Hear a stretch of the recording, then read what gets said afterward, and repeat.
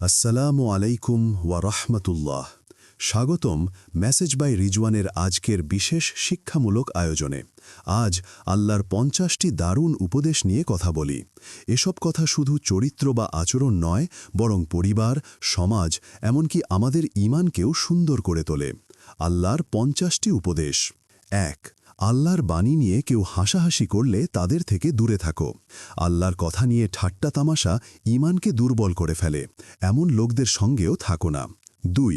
নিজেকে সব সময় পরিষ্কার পরিচ্ছন্ন রাখো। পরিচ্ছন্নতা শুধু বাহ্যিক নয়, এটা ঈমানেরও একটা বড় অংশ। দেহ, পোশাক, ঘর সব কিছুতেই। ৩। কখনো ঘুষ নেবে না, দেবে না। ঘুষ নাও বা দাও, দুটোই অন্যায়। এতে সমাজ নষ্ট হয়, আল্লাহও অপবিত্র আয় বলেই ঘোষণা দিয়েছেন। ৪। কারো সম্পদ অন্যায়ভাবে ব্যবহার করো না। জানা অজানায় কারো জিনিস অন্যায়ভাবে নেওয়া বড় গুনাহ। ৫। অনুমতি ছাড়া কারো জিনিস, কাপড় বা বাসা ব্যবহার করো না। ইসলাম ব্যক্তিগত অধিকারকে অনেক গুরুত্ব দিয়েছে। ৬। আল্লাহ ছাড়া কাউকে আসল দাতা ভাবো না। মানুষ তো শুধু মাধ্যম, সব কিছুই আসে আল্লাহর পক্ষ থেকে। ৭। কাউকে কষ্ট দিও না, কারো ওপর বাড়তি চাপ দিও না। অন্যকে না ভাবলে আল্লাহর কাছে জবাবদিহি করতে হবে। ৮। বিচার বা সিদ্ধান্তের সময় আত্মীয়ের পক্ষ নিও না। ন্যায় বিচারে নিজের লোক বলে ছাড় নেই। ৯। বাবা মায়ের সাথে ভালো ব্যবহার করবে। তাদের রাগিও না, কষ্টও দিও না। বয়স বাড়লে আরও যত্ন নাও। ১০। আত্মীয়দের সঙ্গে সম্পর্ক ভালো রাখো। সিলাতুর রাহিম বজায় রাখলে রিজিক বাড়ে, জীবনেও বরকত আসে। ১১। এতিম, অসহায় আর গরিবদের সাহায্য করো। এদের হক না দিলে সমাজে অশান্তি বাড়ে। ১২। উপকার করে সেটা মনে করিয়ে কষ্ট দিও না। উপকারের কথা মনে করিয়ে দিলে সওয়াব নষ্ট হয়। ১৩। উপকারের বিনিময়ে কিছু আশা করো না। সত্যিকারের উপকার নিঃস্বার্থ হয়। ১৪। ভালো কাজে উৎসাহ দাও, ভালো মানুষের সঙ্গ নাও। ভালো মানুষদের মাধ্যমেই সমাজ গড়ে ওঠে। ১৫। বদমাশ বা খারাপ লোকদের কাছ থেকে দূরত্ব রাখো, সম্মান রেখেই। তাদের সঙ্গে মিশলে নিজের চরিত্র নষ্ট হয়ে যেতে পারে। ১৬।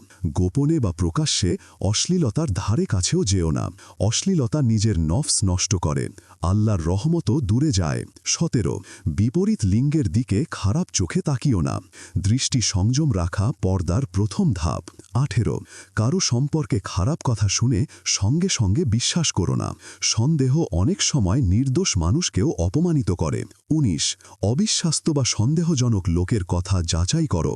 যাচাই না করে সিদ্ধান্ত নিলে পাপও হয়, আফসোসও করতে হয়। ২০। যা জানো না সে বিষয়ে কথা বলো না। চোখ, কান, মন সব কিছুর হিসাব দিতে হয়। ২১। সবার সাথে কোমল আর ভদ্রভাবে কথা বলো। ভদ্রতা মানুষের চরিত্রের সৌন্দর্য। ২২। ভান করে কথা বলো না, সত্যটা স্পষ্ট বলো। প্রতারণা আর মিথ্যা আল্লাহর অপছন্দ। ২৩।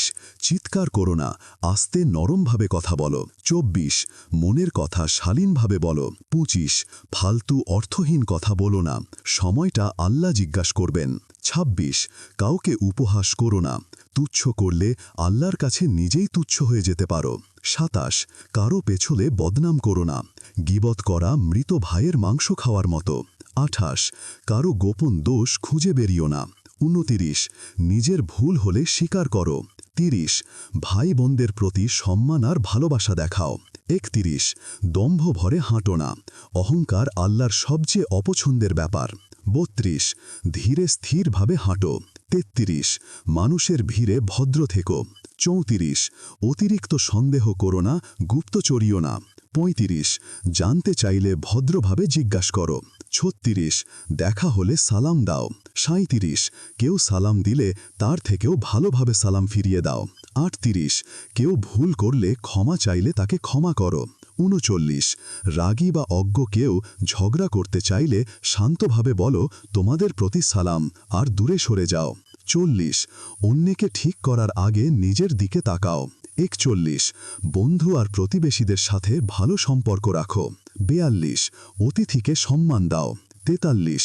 কর্মচারী, সহকারী সবাইকে সুন্দর ব্যবহার করো। ৪৪। সবাইকে সম্মান করো, ধর্ম, জাতি, রং দেখে নয়। ৪৫। সব বিশ্বাসী ভাই বোন আসলে একই পরিবারের, তেমন আচরণ করো। 46 কথায় নয় কাজে ভালো উদাহরণ দেখাও। 47 কখনো মিথ্যা বলো না। 48 সত্যকে মিথ্যার সাথে মেশিও না, সত্য গোপন করো না। 49 যা জানো না সে বিষয়ে চুপ থাকো, অনেক সময় ছোট কথাও আল্লাহর কাছে বড় অপরাধ। 50 তর্ক করতে গেলে ভদ্রভাবে করো, রাগ বা অহংকার ছাড়া।